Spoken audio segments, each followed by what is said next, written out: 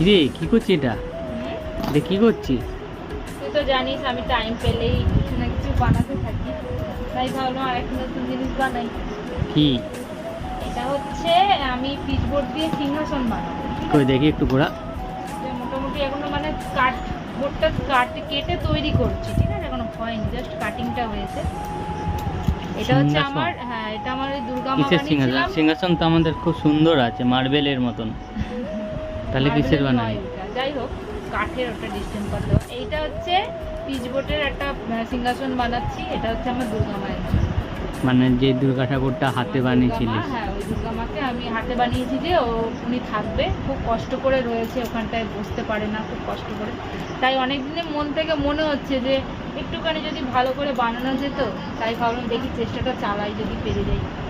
তো যাই হোক, তো যেহেতু ওটা ready দুর্গা করবো। ঠাকুর হাতে বানিয়েছে, তাই সিংহাসনটাও নিজের হাতেই বানাচ্ছে, তাই তো? হ্যাঁ।